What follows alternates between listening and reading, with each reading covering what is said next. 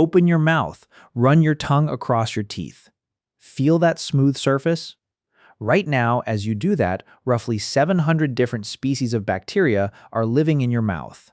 On your teeth, under your gums, on the back of your tongue, in every crevice and pocket of soft tissue. They are building colonies, they are forming biofilms. They are eating whatever you ate for dinner and converting the sugars into lactic acid, which is right now slowly dissolving the mineral structure of your tooth enamel. You cannot feel it happening. The process is microscopic, but it is happening. It has been happening since you finished your last meal. And the only thing standing between you and a mouthful of rotting teeth is a plastic stick with nylon bristles that you probably grabbed half asleep this morning and dragged across your teeth for about 90 seconds before spitting into a sink and not thinking about it again. That object, the toothbrush, is so mundane, so aggressively boring, that most people have never once considered where it came from or why it exists. But it has a history that stretches back tens of thousands of years, spans every major civilization on Earth, and is tangled up with questions about diet, disease, religion, war, trade, and the chemical composition of pig hair. So how did humans invent the toothbrush? The answer begins long before humans. It begins with Neanderthals, and it begins with pain at a site called El Sidrón, a limestone cave system in the Asturias region of northern Spain. Researchers have been studying Neanderthal remains dating to roughly 49,000 years ago. In 2017, a team led by Laura Weyrick at the University of Adelaide published a study in Nature analyzing the dental calculus, the hardened plaque preserved on these Neanderthal teeth. What they found was remarkable. One individual who had a visible dental abscess and evidence of an intestinal parasite had been consuming poplar bark and penicillium fungus. Poplar bark contains salicylic acid, the active compound in aspirin. Penicillium produces penicillin, one of the most important antibiotics in human history. This Neanderthal, roughly 49,000 years ago, appears to have been self-medicating for a toothache, not randomly. The poplar bark and penicillium were found in the dental calculus of the sick individual, but not in the calculus of other, healthier individuals at the same site. That suggests targeted, intentional use.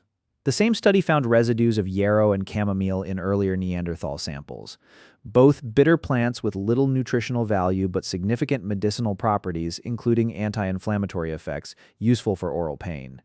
And here is the connection to the toothbrush that matters. These Neanderthals were not cleaning their teeth. They were treating the consequences of not cleaning them. The abscess, the infection, the pain. Pain came first. The toothbrush, or rather the thousands of years of incremental attempts to prevent that pain, came later. Every toothbrush you have ever owned exists because of a problem that started in the human mouth long before anyone thought to solve it with a brush. Now, for most of the roughly 300,000 years that Homo sapiens have existed, tooth decay was not a significant problem, and the reason is diet. Hunter-gatherers ate meat, fibrous plants, nuts, seeds, and occasional wild fruits. These foods do not stick to teeth.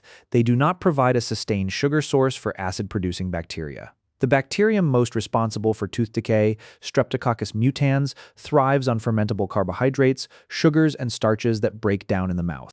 In a hunter-gatherer diet, those carbohydrates are scarce. Studies of prehistoric dental remains consistently show low rates of cavities in pre-agricultural populations. Their teeth wore down, certainly. Chewing uncooked, gritty food ground the enamel flat over a lifetime. But cavities, the deep, destructive holes caused by bacterial acid, were relatively rare. Then agriculture happened, and everything changed. Around 10,000 BC in the Fertile Crescent, humans began domesticating wheat and barley. The shift to grain-based diets flooded the human mouth with exactly the kind of fermentable starches that Streptococcus mutans feeds on. Bread, porridge, beer, all of it broke down into sugars that clung to tooth surfaces and gave bacteria the fuel they needed to produce enamel-destroying acid. The archaeological record shows the result. Caries rates, the percentage of teeth with cavities, climbed dramatically in farming populations compared to their hunter-gatherer predecessors. But here is something most people do not know.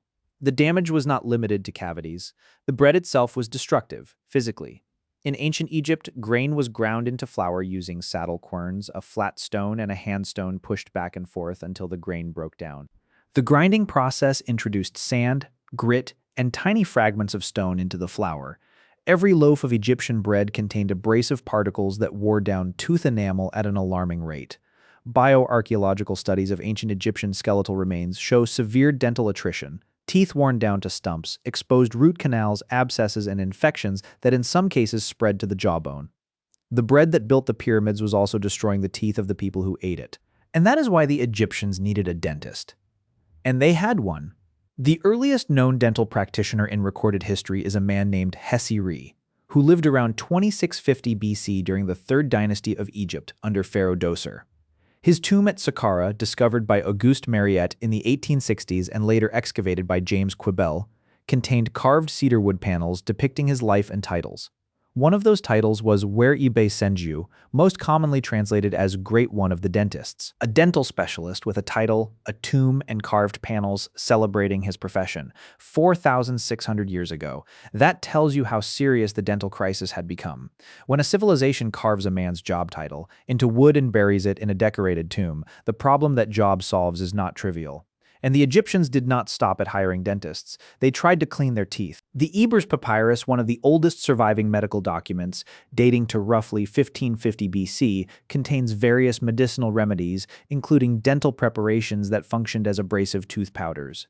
These early mixtures typically included ingredients like crushed ox hooves, ashes, burnt eggshells, and pumice. You mixed the powder with water, rubbed it across your teeth with your finger, and hoped for the best. A separate papyrus, written in Greek and dating to the 4th century AD, describes a recipe for powder for white and perfect teeth, containing rock salt, mint, dried iris flower, and pepper. Modern dental researchers have noted that iris flower has properties effective against gum disease. The recipe is not random. Someone nearly 2,000 years ago was selecting specific ingredients for specific dental benefits. They just did not know why those ingredients worked. They only knew that they did. But here is the problem. Finger-rubbing tooth powder across your teeth is better than nothing. It is not, however, good. Your finger is too broad. It cannot reach between teeth. It cannot clean the back surfaces of molars. It cannot scrub the gum line effectively. To do those things, you need something with reach, flexibility, and texture. You need bristles, or failing that, you need a stick. The oldest known tooth cleaning tool, the one that precedes every toothbrush ever made, is the chew stick. Archaeological evidence and historical records date these back to roughly 3,500 to 3,000 BC, used by civilizations in Babylon, Egypt, India, and China. A chew stick is exactly what it sounds like. You take a twig from a suitable tree, typically one the thickness of a pencil and about 9 inches long, and you chew one end until the wood fibers splay apart into a soft, bristle-like fringe. Then you use that fringe to scrub your teeth. The other end, the unchewed end, you sharpen to a point and use as a toothpick. One tool, two functions. No factory required. And the trees that people chose for their chew sticks were not random. In the Arab world, the preferred tree was Salvadora persica, known as the arak tree, and the stick made from it is called the miswak, also spelled siwak. The miswak is not just a twig, it is a pharmacy in stick form. When you chew it, the fibers release a cocktail of naturally occurring chemicals: salvadorine and trimethylamine, which are antibacterial, silica, which acts as a gentle abrasive, tannins, which reduce inflammation, resins, which form a protective coating over the enamel, fluoride, which strengthens teeth, vitamin C, which supports gum tissue. Modern scientific studies have confirmed that the miswak possesses anti-cariogenic, anti-plaque, anti-inflammatory, and antimicrobial properties. The World Health Organization formally recognized and recommended the miswak as an effective tool for oral hygiene in reports published in 1986 and 2000. A 5,000-year-old technology endorsed by a modern global health organization because it actually works.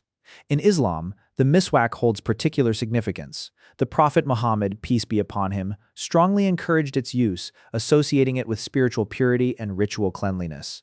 It remains a beloved prophetic practice for Muslims worldwide. The miswak is not just dental care. It is devotion. And when a daily hygiene practice is woven into religious obligation, it spreads, it persists. It survives centuries and crosses continents because the motivation to use it is not vanity or comfort. It is faith. In India, the Ayurvedic medical tradition documented a parallel system of oral hygiene thousands of years ago. The Karaka Samhita and Sushruta Samhita, foundational Ayurvedic texts, describe a daily practice called Danta Davana, tooth cleaning with fresh medicinal twigs. The recommended twigs came from trees like neem, which possesses potent antimicrobial and anti-inflammatory properties, and khadira, known for its astringent qualities that help heal gum tissue. You chewed the twig until the fibers splayed, then used it to clean your teeth and massage your gums, while the sap released during chewing provided therapeutic benefits. The texts specify that the twigs should have astringent, bitter, or pungent tastes, precisely the flavor profiles associated with antibacterial and anti-inflammatory plant compounds. The Ayurvedic tradition also prescribed jihwa nirlekhana, tongue scraping, using a curved scraper made of gold, silver, copper, or brass, drawn gently across the tongue to remove the overnight buildup of what Ayurveda calls ama, metabolic residue. The tongue scraper is not a toothbrush, but it is part of the same story, the same recognition that the mouth accumulates harmful material overnight and that removing it each morning is essential. In China, the same principle held. Chew sticks, salt rinses, and herbal tooth powders were used for centuries. But China is also where the story of the toothbrush takes a turn that separates it from every other oral hygiene tool in human history. Because China is where someone looked at a chew stick and thought, what if the bristles were not part of the stick? What if they were attached to a handle? The first bristle toothbrush, the ancestor of the object sitting in your bathroom right now, was developed in China during the Tang Dynasty, roughly 619 to 907 AD. The design used coarse, stiff hairs taken from the necks of hogs, specifically hogs from Siberia and northern China, where the colder climate made the hair firmer and more durable. These bristles were attached to handles made of bone or bamboo. The result was something new, not a twig you chewed until it frayed, a manufactured tool with a handle and bristles designed specifically and exclusively for cleaning teeth. The bristle toothbrush is a Chinese invention, and it remained a Chinese invention for centuries. Many historical accounts cite 1498 as the year the bristle toothbrush was formally documented under Emperor Hongzhi of the Ming Dynasty. Whether this represents a patent, a formal court record, or simply a significant formalization of an existing design, the date marks the point at which the bristle toothbrush entered the wider historical record. The design, bone or bamboo handle with boar bristles, would eventually travel to Europe along trade routes. And when it arrived, Europeans had a problem with it. They found the boar bristles too harsh. Some switched to horsehair or feathers, which were softer but less effective and far more likely to harbor bacteria. Others rejected the bristle brush entirely. And one of the most important figures in the history of dentistry rejected it too. Pierre Fauchard, a French physician who lived from 1678 to 1761, is widely recognized as the father of modern dentistry. His 1728 work, Le chirurgien dentiste, the surgeon dentist, was the first comprehensive scientific description of dentistry as a medical specialty. Fauchard debunked the ancient toothworm theory, which held that cavities were caused by worms burrowing into the tooth. They were not. They were caused by bacterial acid. But the worm theory had persisted for millennia, across multiple civilizations, because the nerve canals inside a tooth look, to the untrained eye, like worm tracks. Fauchard advocated daily cleaning of the teeth and gums, but he considered the horsehair bristle brushes of his era too soft and ineffective. His recommendation? Rub your teeth daily with a fine natural sponge, dampened with water or a mixture of water and aqua vitae. The father of modern dentistry preferred a sponge over a toothbrush. The tools available to him were that bad. Meanwhile, the Romans, centuries earlier, had their own dental hygiene system, and it was, by modern standards, creative. Romans used toothpicks called dentus culpia, made from lentisk wood in ordinary households, and from gold or silver in wealthy ones. Pliny the Elder wrote about using porcupine quills as toothpicks, claiming they helped harden the teeth, while warning that vulture quills caused sour breath. Roman tooth powders, called dentifricium from the Latin for rubbing the teeth, were made from ground-up seashells, eggshells, pumice, and calcified stag horns. The physician Scribonius Largus, who served Emperor Claudius in the 1st century AD, documented dental remedies, including recipes for the Empress Messalina. And then there was the urine. Romans gargled with human urine as a mouthwash. The ammonia in the urine acted as a disinfectant and a whitening agent. The practice was so widespread that urine was collected and traded as a commodity, eventually leading to a tax on the urine trade under emperors Nero and Vespasian. The tax survived longer than both emperors did. The irony is that Roman dental health was, by ancient standards, surprisingly good. Not because of the urine, because of the diet. Romans ate almost no refined sugar. Their diet was grain, olive oil, wine, vegetables, and meat. Without concentrated sugars, the bacteria responsible for tooth decay had limited fuel. Archaeological analysis of teeth from Pompeii, preserved under volcanic ash since 79 AD, has confirmed this. Roman teeth show wear but relatively few cavities. Their mouths were fine despite the dubious hygiene methods, not because of them. That changed dramatically in later centuries, particularly after the Crusades brought sugar to Europe from the Middle East and the colonial sugar trade flooded the continent with refined sucrose. By the 18th century, European dental health was catastrophic. Queen Elizabeth I of England was notorious for her blackened, decaying teeth, a consequence of her love of sugar at a time when oral hygiene tools were primitive and dental care was barbaric. Tooth extraction was performed by barbers, without anesthesia, in a chair, in public. The tools looked like pliers. The screaming was real. And this is the world into which William Addis stepped. Around 1770, Addis was imprisoned in Newgate Prison in London for his role in a riot in Spitalfields. At the time, the standard method for cleaning teeth involved rubbing them with a rag dipped in soot, salt, or crushed shells. Addis found this inadequate. According to the story, he was inspired by watching a guard use a broom to sweep the floor. If bristles could sweep a floor, they could sweep a tooth. He saved a small animal bone from a meal. He drilled small holes into one end. He obtained boar bristles, probably from a guard, tied them in tufts, fed them through the holes, and secured them with glue. What he built in a London prison cell was the first mass-producible toothbrush in European history. When Addis was released, he started a business manufacturing his design. The product sold. It sold well. Addis became wealthy. He died in 1808 and left the company to his eldest son, also named William. The business passed through generations of the Addis family for over 200 years until 1996. It eventually became known as Wisdom Toothbrushes, a name still in production today. A company founded by a convict in a prison cell, using a bone from his dinner and bristles from a pig, is still making toothbrushes nearly 250 years later. But the Addis toothbrush, and every toothbrush for the next 150 years, had a fundamental problem. The bristles were made from animal hair. Boar bristles, horsehair, badger hair. Animal hair bristles have several flaws that make them terrible for oral hygiene. They absorb water, creating an ideal breeding ground for bacteria. They shed, leaving loose hairs in the mouth. They are inconsistent in stiffness, depending on the individual animal and the part of the animal the hair came from. And they cannot be standardized. Every brush is slightly different. For a hygiene tool, these are serious shortcomings, and they remained unsolved for over a century because there was simply no alternative material. Until February 24, 1938. On that date, the Weco Products Company of Chicago began selling a toothbrush called Dr. West's Miracle Tuft. It was the first toothbrush with bristles made of nylon, a synthetic polymer invented by a team of chemists led by Wallace Carothers at DuPont Laboratories. DuPont marketed the synthetic filaments under the brand name Exton. And here is a fact that most people do not know. Nylon's first commercial application was not stockings. It was not rope. It was not parachutes. It was toothbrush bristles. The material that would later be used in everything from clothing to engine components entered the consumer market on the end of a stick designed to scrub your teeth. Nylon bristles were waterproof. They did not shed, they did not harbor bacteria the way animal hair did. And critically, they could be manufactured to a precise, uniform stiffness. For the first time in the history of oral hygiene, every bristle on every brush could be made identical. But there was still a problem. Americans were not brushing their teeth. Not regularly, anyway.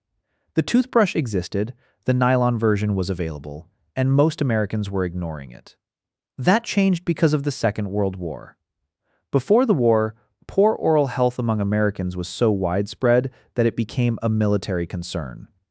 Recruits were being rejected from service because their teeth were too damaged to function. The U.S. military responded by implementing strict hygiene standards. Soldiers were required to brush their teeth twice daily. They were provided with hygiene kits that included plastic-handled toothbrushes with nylon bristles. Brushing became a non-negotiable part of military life, as routine as making your bed or cleaning your rifle.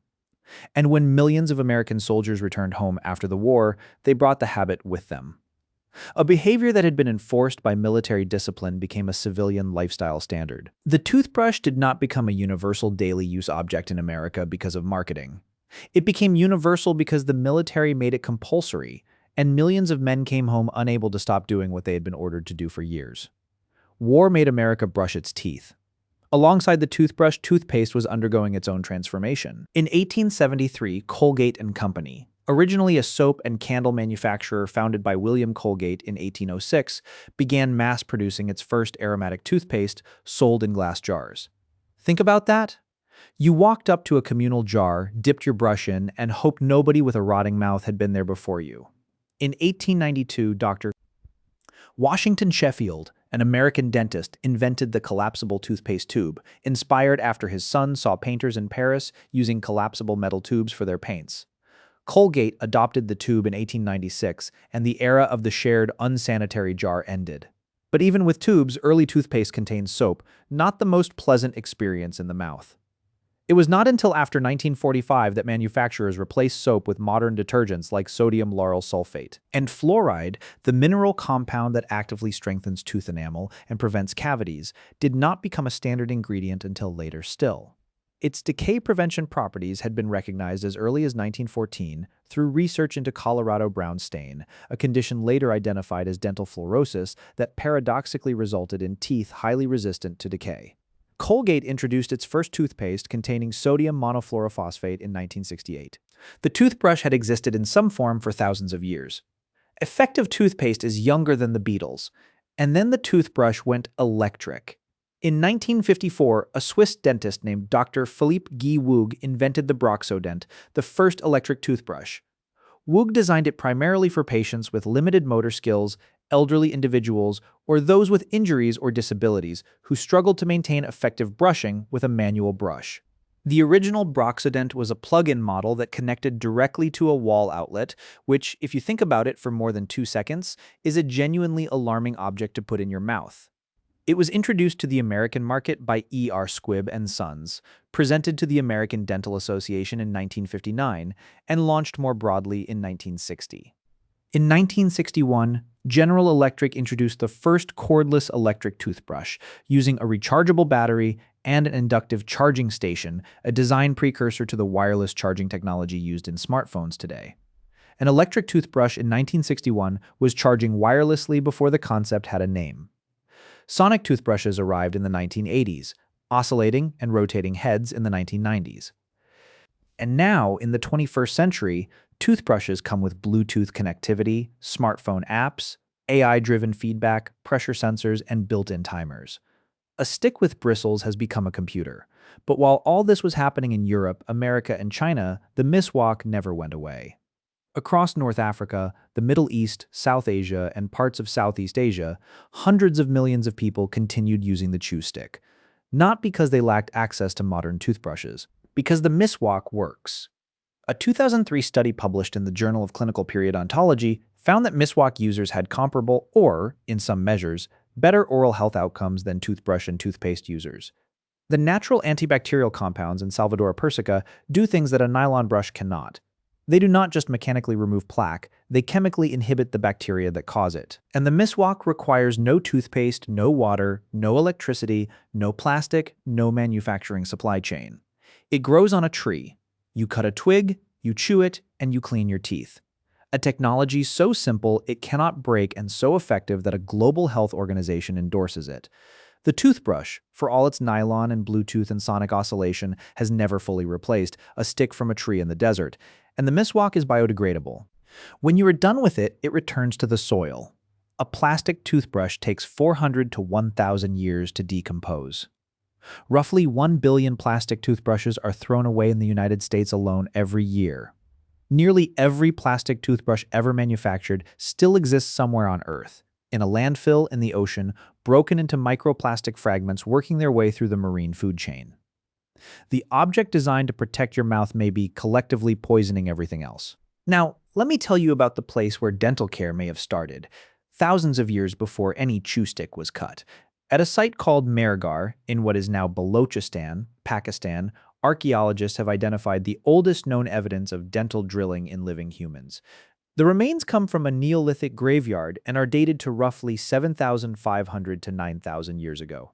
Researchers found 11 drilled molar crowns from 9 adults.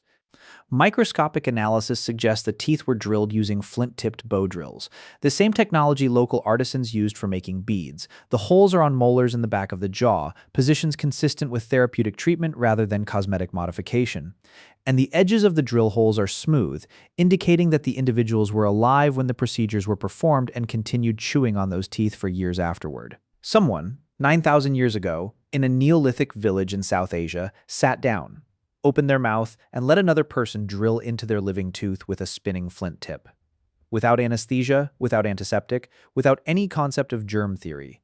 Because the alternative, a rotting, abscessed molar sending waves of agony through the jaw, was worse. Think about what that tells you about the toothbrush. Every oral hygiene tool that has ever existed, from the Neanderthal chewing poplar bark to the AI-connected Bluetooth toothbrush in your bathroom, exists because of that pain. The entire history of dental care is, at bottom, a history of trying to avoid a drill, or a barber's pliers, or the slow, agonizing destruction of an untreated infected tooth. Prevention is the point. It has always been the point. The toothbrush is not a cleaning tool. It is a pain avoidance tool. And the fact that most people find brushing boring, that they rush through it, that they skip it when they are tired, is one of the great ironies of human behavior. The boring thing is the only thing standing between you and a medieval dentist's chair. And there is one more thread to this story that ties everything together: the oral microbiome.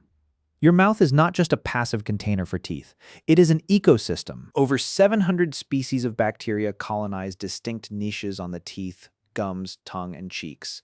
In a healthy mouth, these communities exist in homeostasis, a balanced state where no single species dominates. The toothbrush disrupts biofilm, the structured communities of bacteria that form on tooth surfaces. When you brush, you mechanically tear apart these colonies, preventing them from maturing into the dense acid-producing structures that cause cavities and gum disease. If you do not brush, the biofilm matures. It calcifies into dental calculus, tartar that cannot be removed with a toothbrush at all, only by a dental professional with metal instruments. Archaeologists study this calcified plaque on ancient teeth to reconstruct what people ate, what diseases they carried, and what their oral microbiomes looked like thousands of years ago. Christina Warriner, a molecular archaeologist at Harvard, has pioneered the analysis of ancient dental calculus, extracting ancient DNA, proteins, and dietary microremains from the hardened plaque of medieval and prehistoric individuals. Her work has revealed that the transition from hunter-gatherer to agricultural to industrial diets progressively decreased the diversity of the oral microbiome and increased the dominance of pathogenic species. In other words, the more processed food humans ate, the worse their mouth bacteria became. The toothbrush is fighting a war that diet started. So the answer. How did humans invent the toothbrush? They did it in stages, across thousands of years, on multiple continents, independently. First, Neanderthals and early humans dealt with tooth pain through medicinal plants and crude mechanical tools like wooden splinters. Then, as agriculture introduced grain-heavy diets around 10,000 BC and tooth decay rates climbed, civilizations in Babylon, Egypt, India, and the Arab world developed chew sticks, selecting specific trees whose bark and fibers contained natural antibacterial, anti-inflammatory, and fluoride-containing compounds. In India, the Ayurvedic tradition formalized this into daily practice with dantadhavana and tongue scraping. In the Islamic world, the miswak became both a hygiene tool and a devotional act. Then, during the Tang Dynasty in China, roughly 619 to 907 AD, someone separated the bristle from the stick, attaching animal hair to a bone or bamboo handle and creating the first recognizable bristle toothbrush. That design traveled to Europe, where it was refined. In 1780, William Addis mass-produced the first European toothbrush using a bone handle and boar bristles. In 1938, nylon replaced animal hair, solving the hygiene and consistency problems that had plagued natural bristle brushes for centuries. During World War II, the U.S. military made daily brushing compulsory for soldiers, and when those soldiers returned home, the habit spread to the civilian population, making the toothbrush a universal daily use object in America for the first time. In 1954, the electric toothbrush was invented, and from there, the tool kept evolving into the sensor-equipped, app-connected device that some people now use today. Was the toothbrush a single invention from a single source? No. The probability of a single origin for oral hygiene tools is essentially 0, less than 1%. Chew sticks were developed independently in Babylon, Egypt, India, China, and across Africa, using different trees, different techniques, and different cultural frameworks, with no contact between the innovating groups. The bristle toothbrush is a Chinese invention, roughly 95% certainty on that attribution. Its spread to Europe and subsequent evolution into the modern toothbrush is well documented. But the broader concept, the idea that you should mechanically clean your teeth with a tool every day to prevent decay and disease, was arrived at independently by virtually every civilization that developed agriculture and experienced the resulting increase in dental problems. The probability that any agricultural society would develop some form of tooth cleaning tool, given the increase in dental caries caused by grain-based diets, is above 90%. The toothbrush was not invented. It was inevitable. Tonight, you will brush your teeth. You will stand at a sink, probably tired, and you will spend about 90 seconds, maybe 2 minutes, dragging nylon bristles across enamel that is being quietly dissolved by 700 species of bacteria. You will not think about the Neanderthal chewing poplar bark for a toothache. You will not think about the Egyptian dentist whose title was carved into cedar 4,600 years ago. You will not think about the Salvadora persica tree in the desert, whose twigs contain a natural pharmacy that a global health organization still endorses. You will not think about the prisoner in Newgate who drilled holes in a dinner bone and stuffed them with pig hair. You will not think about the chemist at DuPont who invented nylon and inadvertently changed a 5,000-year-old tool. You will not think about the millions of soldiers who came home from a war and could not stop brushing. You will just brush, and then you will rinse and spit and go to bed. And in the morning, 700 species of bacteria will have rebuilt everything you just removed, and you will do it again. That is the story of the toothbrush. It is the most repetitive, most boring, most quietly consequential thing you do every day. And the only reason your teeth are still in your mouth is that someone, thousands of years ago, looked at a twig and thought, this might help.